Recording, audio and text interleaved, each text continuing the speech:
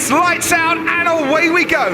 So Hamilton gets away well, as does Max Verstappen this week, but Valtteri Bottas is already ahead of him, and Daniel Ricciardo slots into fourth, and Esteban Ocon has made up places from the start as well. It's a long run down towards turn two, plenty of time to sort themselves out. Bottas is going round the outside of Lewis Hamilton, but he has to go wide, and that's the Red Bull there that goes straight on at Max Verstappen, and he's not the only one. Carlos Sainz, who was involved in a first lap accident in Mugello, has gone through the bollards and has spun round as well. It's Hamilton who leads from Bottas, Ricciardo, Verstappen. Ricciardo has made up a place behind them. Oh, and that's a mistake by Lance Stroll. He got onto the curb and Stroll is out of the race and into the barriers. And we have had incidents on the first lap here in Sochi. Max has recovered back into third place, dropped ahead of Ricciardo. Terrible opening lap for both McLarens. That is a tighter path than the drivers expect. That wall makes it extraordinarily tight. What a crunch that was.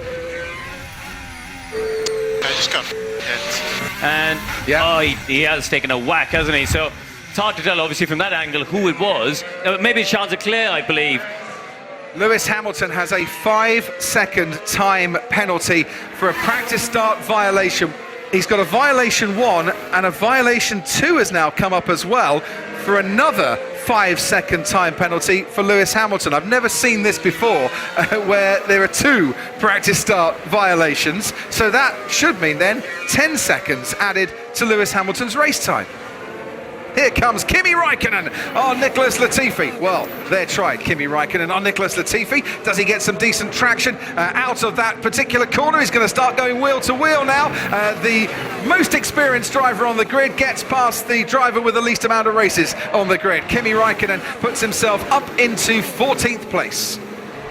Meanwhile, there's all manner of action going on right at the back of the grid, involving Alex Albon, George Russell and Lando Norris. Norris is ahead of Russell, but Russell is a fast thing in a straight line, as you can see, with the Williams. And now Albon and Norris are going wheel to wheel, and Norris is now starting to struggle. He started that main straight as the lead car of this trio, and he's now at the back, but for how much longer? Because he's going to try down the inside at turn 3. Here comes Lando Norris. Alex Albon staying just ahead as Norris goes a little bit wider than he would have wanted, but Russell down in 16th place is now ahead, or still ahead, of Alex Albon now, with Lando Norris starting to slip back a bit.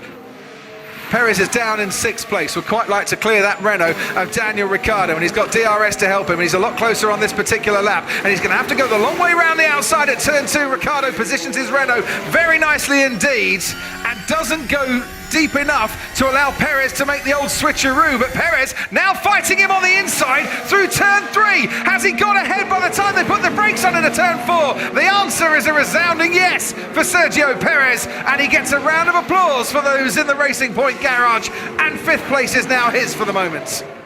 Mercedes are calling Lewis Hamilton in. They wanted to come in, or come out with the tyres about 2 laps ago. Hamilton said, don't bring me in early, but they're going to bring him in right now. This is just ridiculous.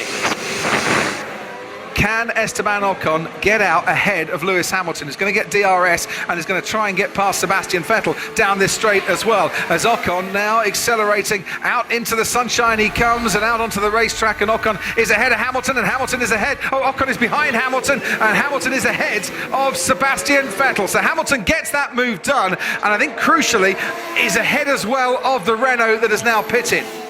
This is Albon. He's got DRS now on Giovinazzi as they head down towards turn this could be tight. 13. This could be tight. He gets squeezed a little bit, Alex Albon, towards the wall there, as Giovinazzi tries to put up a defence, but doesn't get squeezed enough for the Red Bull to stick behind that Alfa Romeo, and Alex Albon is up another place into 13th.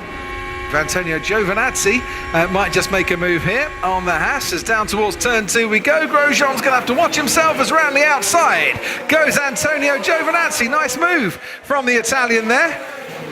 Here goes Sebastian Vettel down the inside of Romain Grosjean. They have to go wheel to wheel, and Grosjean goes off the track, and that is what they ask you to do. Well, not completely in the race director's notes, and Grosjean knew that he couldn't come back onto the track and fight that because he'd gone off and he had to go through the bollards.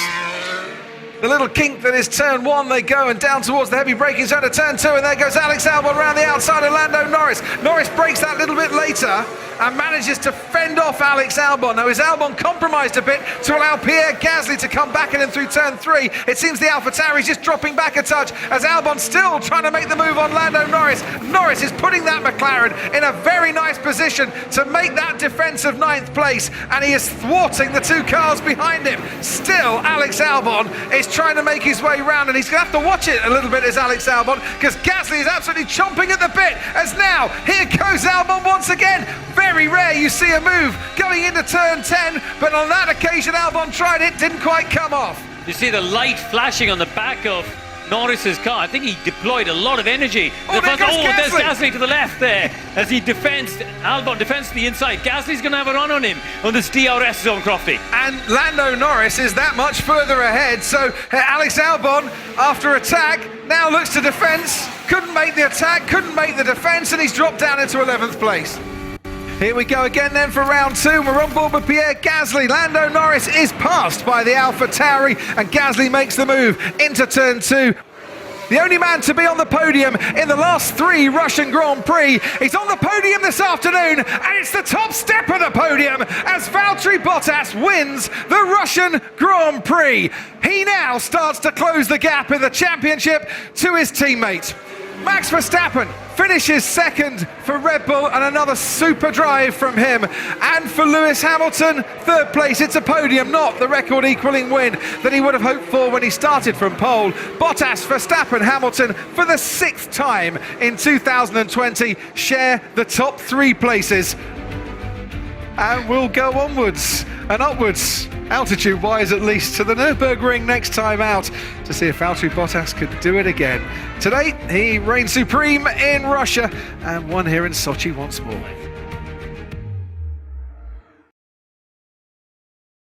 We join this battle live, nothing between the two of them all, and that's a big crash into